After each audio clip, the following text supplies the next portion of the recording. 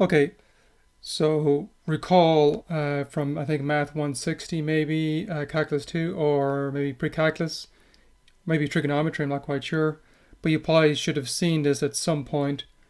It says e to the I theta equals cosine theta plus I sine theta is called Euler's formula. So we're going to use that here in a second. So suppose in Theorem 8, say our m1 is imaginary number, so let's say it equals alpha plus beta I, where here I is the square root of -1, and m2 is, say, alpha minus beta I, with beta not being 0.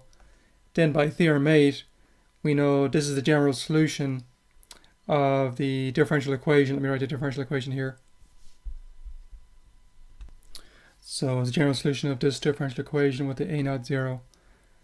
So we'd like to be able to write the solution so it doesn't have any i's here. So we're going to try and write it so try and write it in such a way to get rid of the i's. Okay, so let's make some observations. Okay, so we're going to get rid of the I, like I said. So let's first choose, since we can choose these c's to be anything at all, let's choose the c1 and c2 to equal 1, and let's call that solution y1. So we'll have then, so we'll have this then. Now they both have a e to the alpha in common. Let's factor it out. So doing that we get, or sorry, e alpha to the x actually.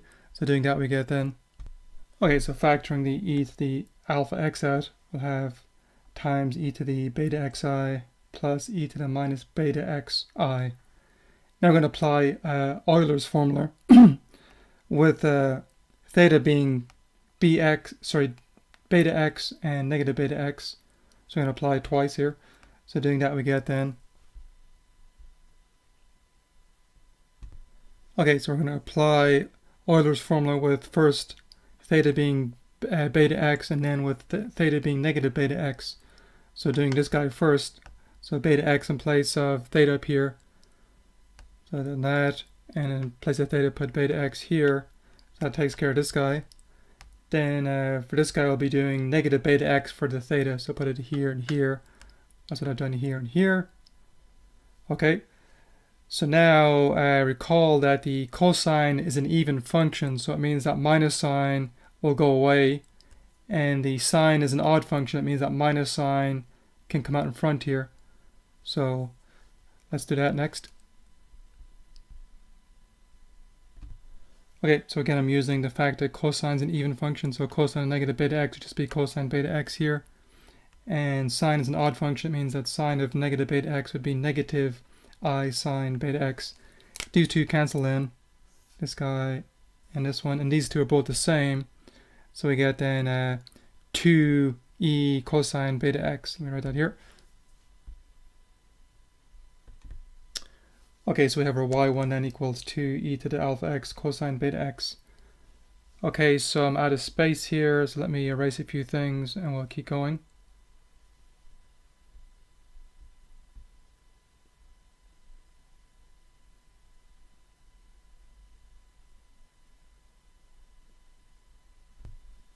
Okay, so my y1 solution we just found here.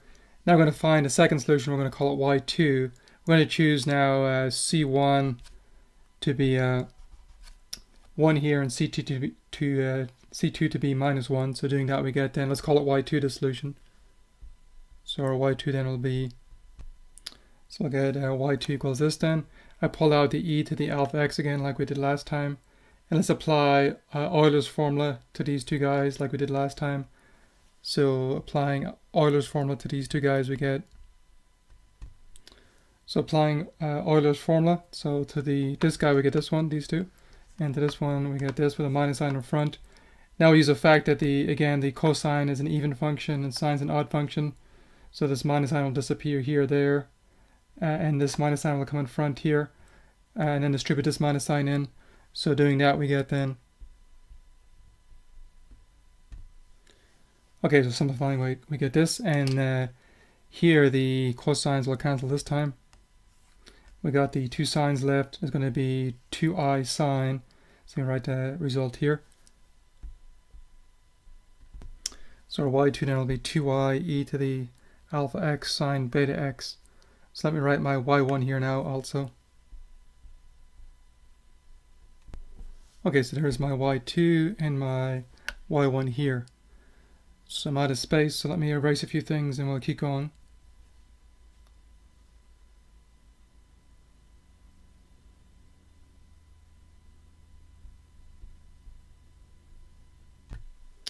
Okay, so I can take my y1 solution and divide it by 2. It's still a solution, so I'll call it y3, say. Take y1 divided by 2 just to get rid of the 2 in front there. So then y3 would be e to the alpha, should be x here, alpha x cosine beta x. And I want to get rid of the 2i in my y2 solution, so let's divide by 2i. So y2 divided by 2i would still be the solution of the differential equation, so it'd be this. So then I can write the general solution as a linear combination of y3 and y4. So hence the general solution then is given by linear combinations of y3 and y4. That would generate the same span as these guys up here. But notice here, I could pull e to the alpha x out, and there's no i's written anywhere here. I am assuming that the coefficient functions can be imaginary numbers here. We can see the actual solutions, there's no imaginary numbers in them. Okay, so now let's look at practice quiz 5 2C.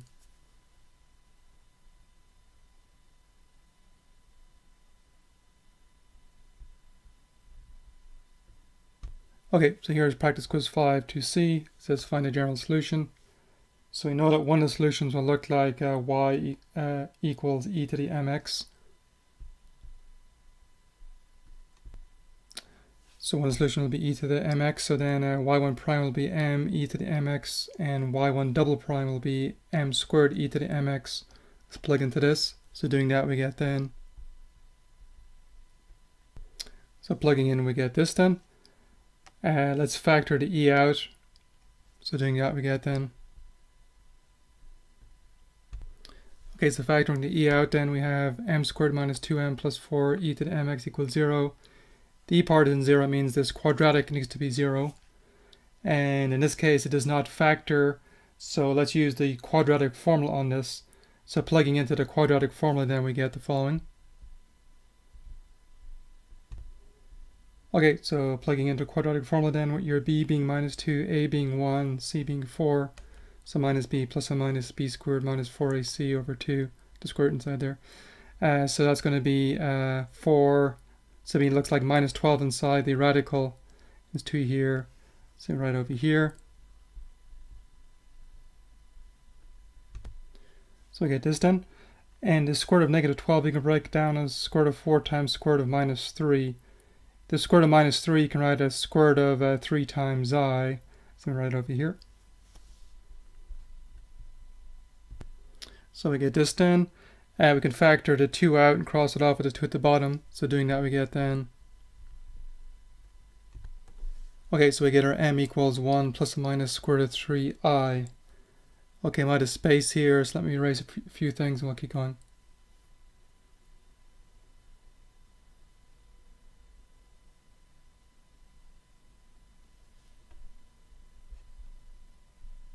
Okay, so now we're going to use that the general solution is given by e to the alpha x c1 cosine beta x plus c2 sine beta x. I messed up there, let me just rewrite that. Yeah, so it should be sine beta x there. When m is equal to alpha, should be plus or minus beta I here. In our case, we had 1 plus or minus square root of 3i.